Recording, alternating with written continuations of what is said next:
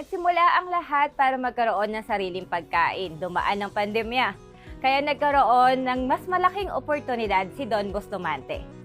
Kilalanin po natin siya, ito po ang Agree Ako Dyan. Binisita namin si Don Bustamante sa kanyang tahanan sa Taguig para malaman kung paano niya nabuo ang kanyang matagumpay na pagtatanim. Nagulat kami nang malaman namin na nagsimula si Don Bustamante sa pagtatanim hindi dahil sa hilig niya ito. Actually po ako ay walang kahilig-hilig sa gardening o kaya naman na pagdating sa sektor ng agrikultura. Kasi alam niyo naman dito sa atin, itinuturing na ang agrikultura ay isa sa pinakamababang sektor. Pero nagka-interest ako simula nung ako ay ma-diagnose na ako po ay may type 2 diabetes. Dahil nga sa panahon na yon na gusto kong sundin yung sinasabi ng doktor na bawasan ko yung rice tapos damihan ko yung gulay, nag-attempt ako na magtanim ng gulay. Sir, curious ako, paano yun naisip na sa rooftop ko ilalagay? Bakit? Ano ba yung limitation natin? Kasi kanina nasa biyahe kami, nakita namin yung daan, medyo maliit na yung mga kalsada natin dito sa Taguig, no? Ano yung limitation sa'yo? Bakit ka nagkaroon ng idea na sa rooftop ko ilalagay yung farm ko? Unang-una po kasi andito ako nakatira sa isang highly urbanized area. So ang pinakasuliranin talaga kung gusto mong magtanim, wala kang sariling lupa. Lalo na dito sa Metro Manila na halos siksikan yung mga tao.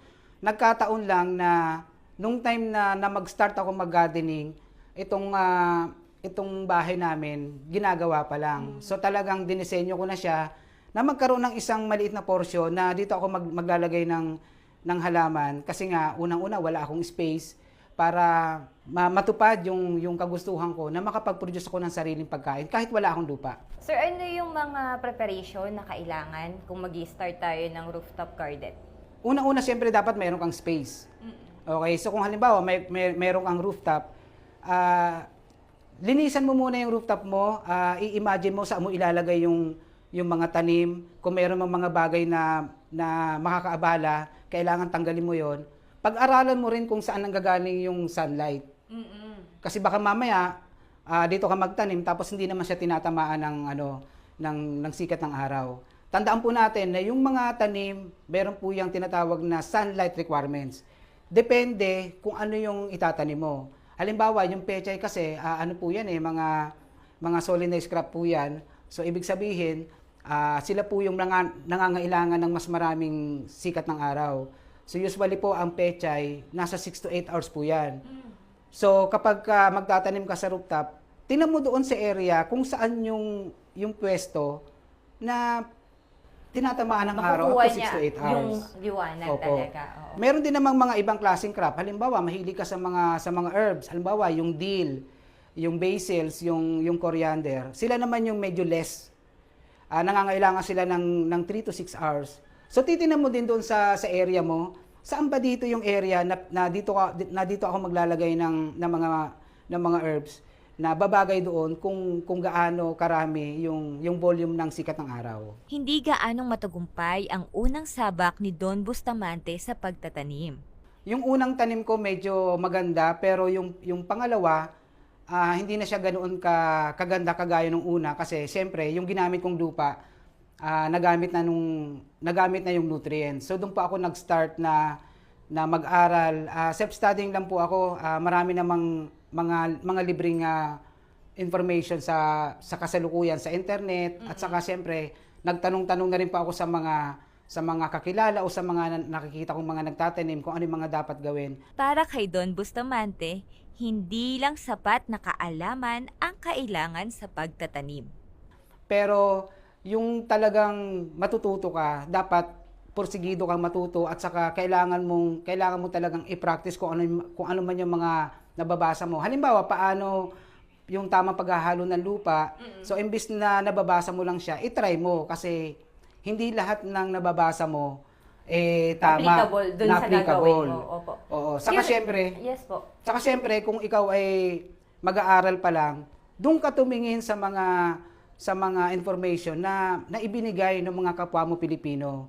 Huwag kang babase sa halimbawa sa isang content creator na nakabase sa ibang bansa. Kasi syempre yung climate nila iba. So ako po, umikot lang po yung pag-aaral ko Dito lang din po, paikot-ikot sa mga kaibigan, sa mga kakilala, sa mga nababasa sa social media, sa internet. At paunti-unti, doon ko po natutunan yung tamang paghahalo ng lupa at yung mga fertilizer. Opo. Para sa mga baguhan pa lamang sa urban farming, inirerekomenda ni Don Bustamante ang pagtatanim ng pechay. Naalala ko po, ang unang-una kong tanim, pinagpraktisan ko yung pechay. Okay. So siguro po mga isang taon na puro pechay lang yung tinanim ko. Ano ba yung mga requirements ng pechay? Ano ba yung mga kailangan niya? Yung light requirements, napaka-importante. Yung water requirements. So yun lang po yung itinanim ko. Nung dumating po sa punto na maganda na yung resulta sa pagtatanim ko ng pechay, madali na po yung iba pang crop. Kasi lahat po sila leafy greens. Halimbawa, kapag na-practice mo na at marunong ka na magtanim ng pechay, madali na para sa iyo yung mustasa, yung lettuces, yung kale, yung pak choy, yung kangkong kasi lahat po sila leafy greens. Halos iisa lang yung soil requirements nila, yung water requirements at saka yung light requirements. Oh, akala ko yung mga lettuce kailangan mas malamig yung location o hindi naman. Meron pong mga lettuces na tinatawag na upland.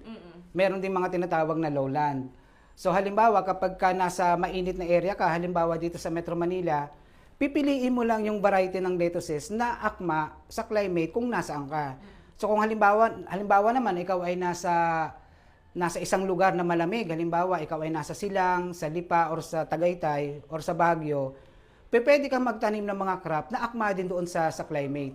Kasi kapag halimbawa nagtanim ka ng lettuces dito sa isang mainit na area, possible na pumait po yan. Kasi nga, hindi siya applicable doon sa climate kung nasaan ka.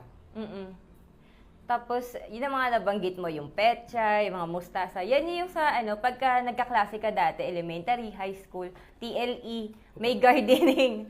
Yan yung naalala ko, mga unang tinanim ko din. Kasi ang pechay po, napaka-friendly niya.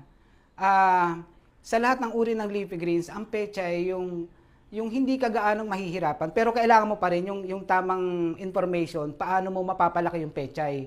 Pero maliban doon, ano rin siya, kahit saang weather condition, pwede siya. Kung ikaw ay nasa malamig na area o kaya sa mainit, walang problema. At saka ang pechay, walang pinipiling panahon. Sa lahat ng buwan, pwede mo siyang itanim all year round. So wala po siyang pinipiling kung tag-ulan man siya o tag-init. Okay na okay po yung pechay. Kaya ito yung kadalasang pinapractice din ng mga bata. At saka sa mga beginners, kapag kami mga nakakausap ako na gustong matutong magtanim, una ko sa kanilang ini-introduce yung pechay. Pechay talaga.